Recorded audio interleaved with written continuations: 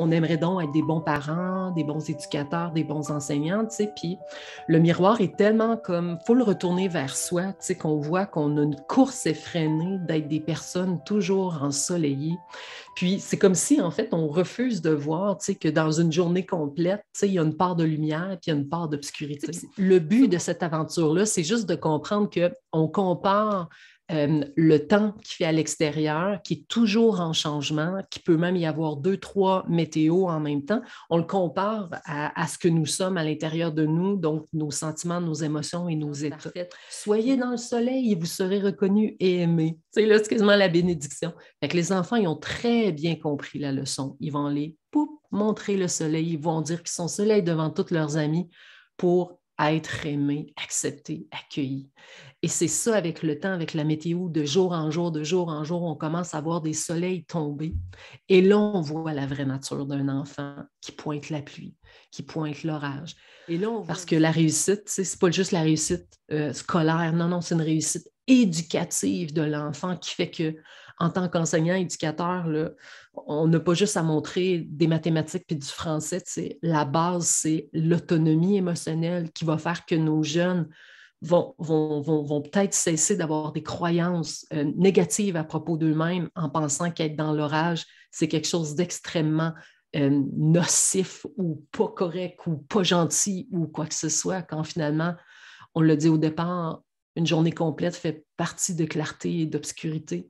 Et on le sait, il faut apprendre à osciller dans les deux pôles, que je peux être une personne parfois en colère, mais je peux être une personne tellement généreuse parfois.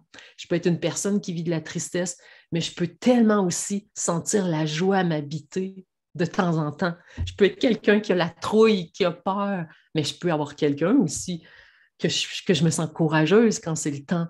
Fait osciller dans tous ces pôles d'obscurité et de clarté font un être humain dans son entièreté et non essayer de couper la partie obscure pour n'être que dans le positif. Si on regarde le balancier, si on coupe le côté obscur, la balance, de toute façon, ne pourra pas continuer à être. Donc, moi, je crois qu'un enfant qui apprend à nommer ses passages nuageux ou ses alertes météorologiques va tout simplement lui permettre que quand il va sentir la joie l'habiter, il va la sentir pour vrai. Exact. C'est la même chose avec les sentiments, les émotions, les états. C'est pas quelque chose qu'on peut dire aujourd'hui, je vais avoir une journée pleine de soleil, il va se passer tellement de belles choses.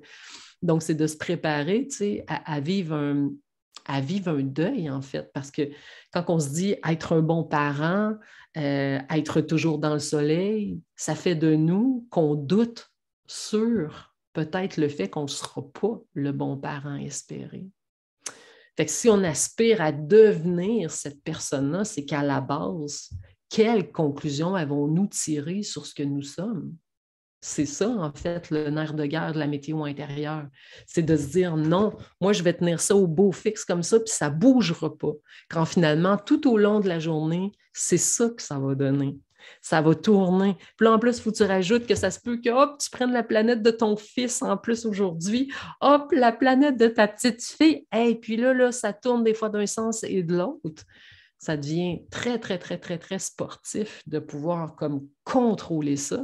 Mais là, on arrive justement à la fin avec beaucoup d'épuisement, de stress, de fatigue, parce que c'est impossible de contrôler tout ça. Tu vois, comme nous, ici au Québec, on a la chance de vivre avec les 4 saisons, mais c'est un déséquilibre de toujours penser que le soleil serait la chose absolue qu'on devrait tous se souhaiter dans nos vies. Ça amène énormément de stress. Puis c'est pour ça que, justement, dans nos sociétés aujourd'hui, on a beaucoup d'anxiété, d'enfants qui sont beaucoup médicamentés, etc., etc. Donc, on peut se reposer des questions à savoir si finalement on pourrait peut-être changer le plan. On parle de la météo quand ça va bien parce que c'est une méthode préventive, c'est un mode de vie préventif, comme j'aimerais mieux dire. Donc, dans ce mode de vie préventif, on en parle quand ça va bien, l'enfant comprend, il y a des gestes à faire régulièrement, on s'amuse, puis à un moment donné, c'est sûr qu'il va arriver des alertes météo.